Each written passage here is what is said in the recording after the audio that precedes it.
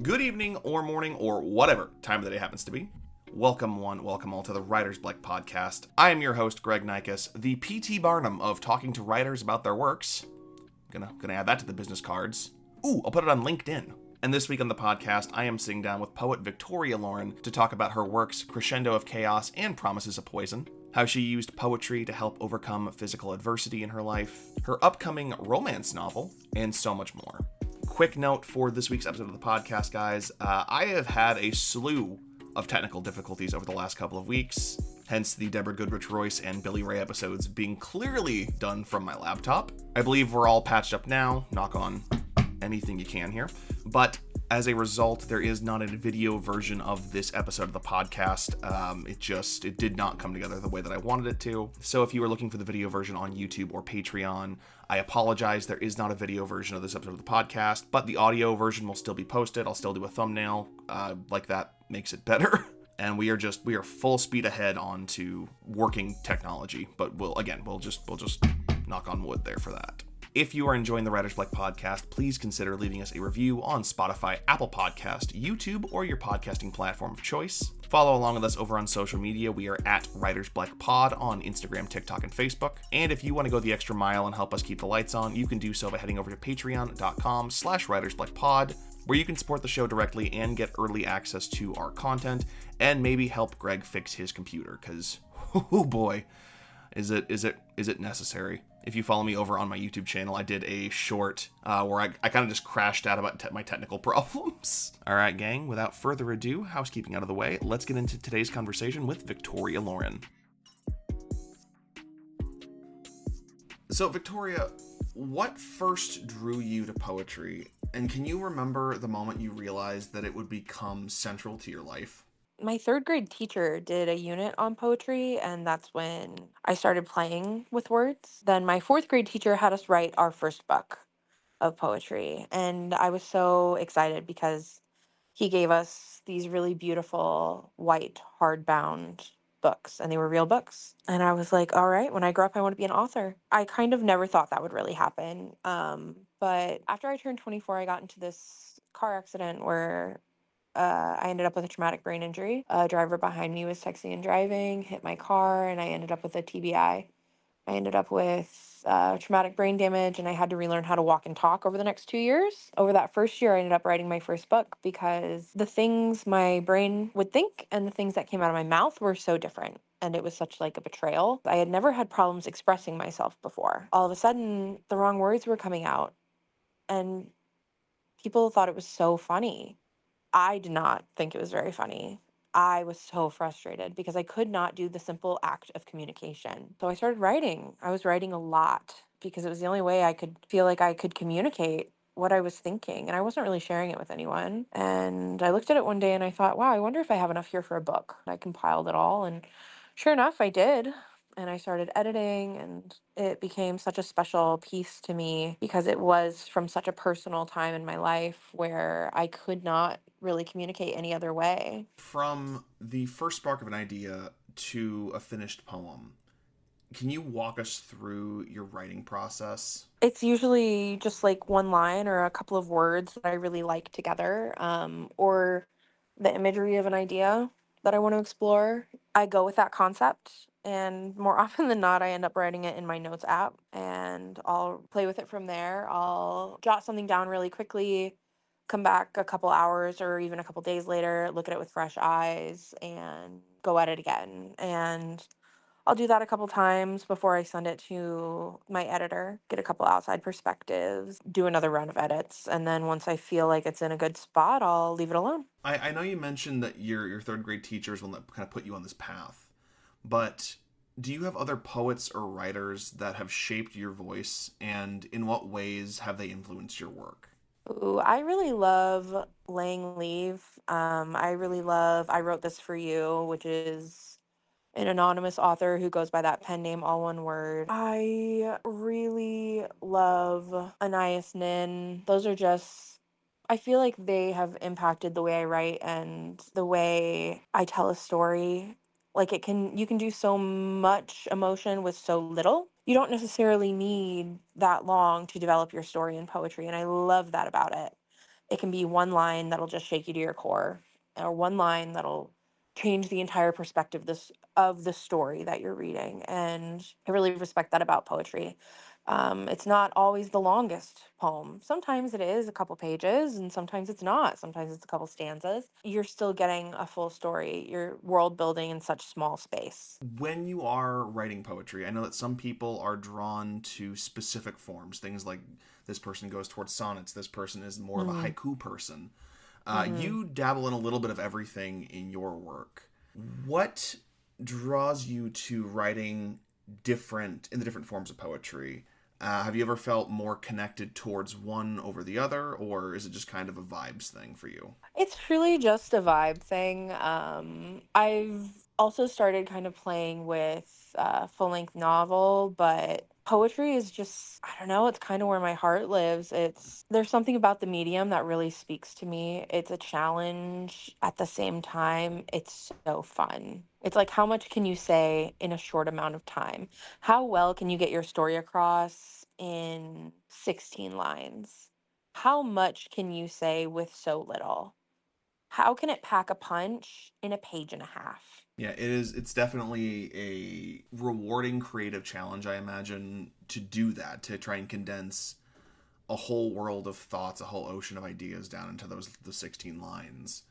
Do you have a piece that you've written, whether it's for one of your books or it is just for you or it's for some other medium out there, that you look at as you're most proud of how much you said in those 16 lines? Probably a poem called Diet of a Growing Girl, and it's just about how vicious it is to be a woman. So how do you know when you're writing? How do you know when a poem is truly finished?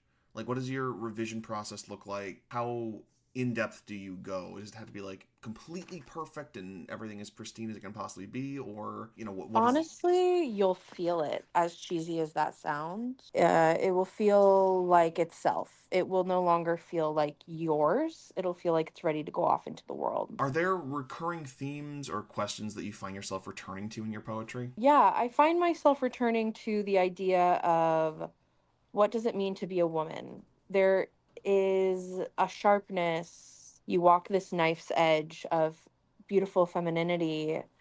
It's like a satin covered knife. I think being a woman is a gift and a curse, right, under the patriarchy. It is something I would choose in every lifetime and something that feels like a death blow every single day. And I explore those themes a lot. Religious trauma themes, I explore themes of what magic means. I have a lot of themes I feel like I return to again and again in my work because they're kind of things I turn over in my mind a lot. When you write, do you imagine a specific reader, or do you prefer your poems to remain open to interpretation?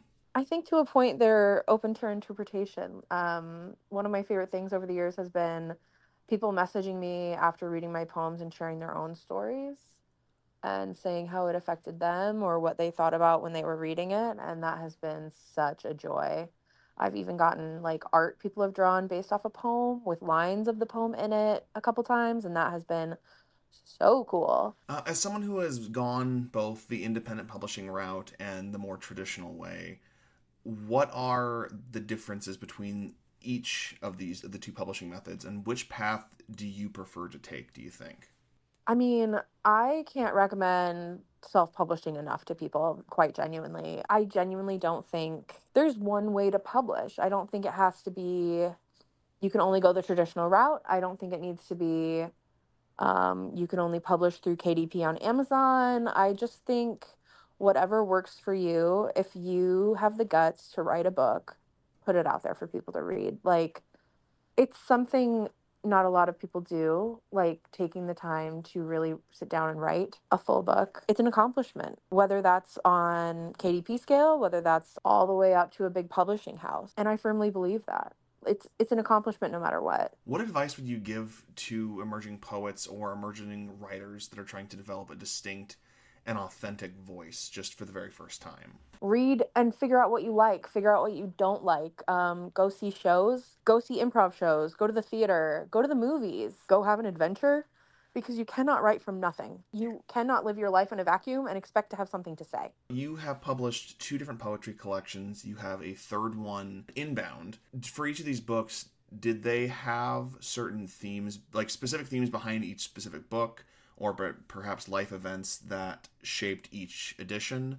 Or is it just, are they just the collections of kind of your best works for those books? Crescendo of Chaos, my first book, was about developing my life again after my brain injury. It's split into two parts, then and now. So my life before brain injury and my life after.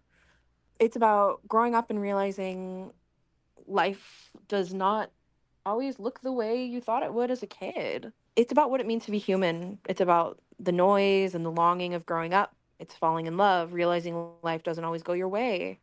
It's about feeling lost and learning how to navigate. It's about the magic of being a woman guided by your intuition and the stars. It's for anyone who has searched for themselves between the pages of a book. And then Promises of Poison has a little bit darker of a theme. It's about living in a body that maybe you feel betrayed you a bit. And the back cover of this one is just, if you ever hear wailing dripping from the walls like wax of a candle, don't worry, it's just me. To be human is to haunt ourselves. Poetry pours out of me the way dust heaves from old heavy wallpaper. These are the words spun from gold between my rotting teeth. This is a book for anyone who has ever stared at the ceiling a little too long in the dark, whose body is a graveyard of dreams gone wrong. A book for anyone who has never splashed while they drowned.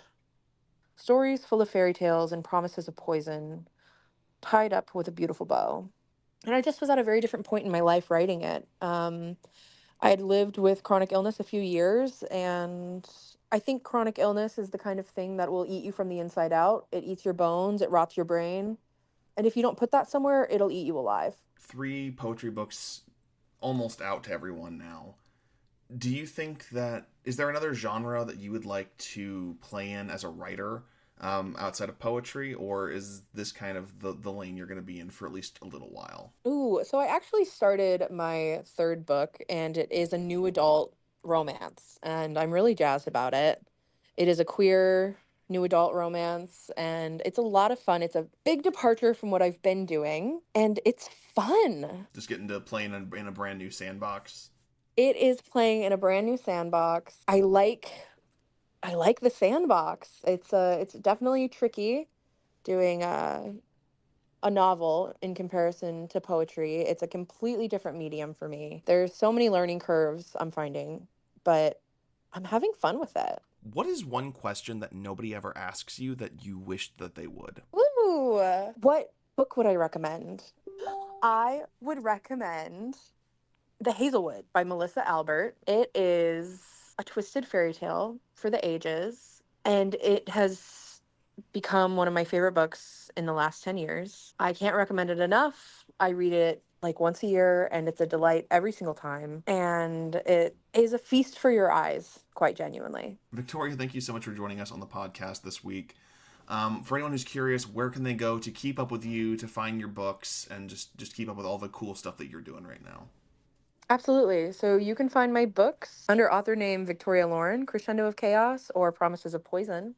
Available pretty much anywhere books are sold. Walmart.com, Barnes& and Noble, Amazon. Keep an eye out for my third one that's coming soon, and that will be Divinity of Disgust. And I'm really jazzed about that one. And you can keep up with my stuff on Instagram. Victoria, thank you so much for joining us today. Thank you, Greg. This has been a blast. Good. I'm glad to hear it. Next week on the Writer's Block podcast, I'm sitting down with middle grade author Allison Gerber to talk about the latest entry in the Liars Society series, A Secret Escape. Why was being untrustworthy an issue you wanted to explore, and why does it resonate so well with middle grade readers, do you think? I mean, I think it's something we're always contemplating. Like, what does it mean to trust somebody else? What does it mean to be a true friend? What does it mean to be honest? Because sometimes we think we're being honest, but maybe there's another layer of truth we just haven't dug into yet. And I think that's true of what we inherit as well. Like some of the family stories that get passed down, they're edited. We only get the good ones. Like we don't hear the bad stories about when things went wrong. And And I thought that's really what I wanted this to be, an intergenerational story where we talk about like, how do you, as somebody who's like born into a family, into a place, into a culture, community, how do you then figure out who you are and then decide who you want to be within the confines of what you're being told you have to be, or what you're being told you are definitely or are definitely not. If you're enjoying the Writer's Block podcast, please consider leaving us a review on Spotify, Apple Podcast, YouTube, or your podcasting platform of choice. You can follow along with us over on social media. We are at Writer's Block Pod on Instagram, TikTok, and Facebook. And if you want to go the extra mile and help us keep the lights on, we are over on Patreon. That's patreon.com/Writer's Block Pod, where you can get episodes of the show one whole day early and just help support us directly. Again, can't mention enough. Computer want to die. Grego have no money. So please, I beg you, please, sir. Yeah. If you want to keep up to date with me and what I'm got going on, you can find me on YouTube and Blue Sky. I am at Lego My Grego TV on both. And once again, thank you to Victoria Lauren for joining us on the podcast this week. And thank you to all of you for sticking around. Until next time, guys, I've been Greg. You've been awesome. And keep writing.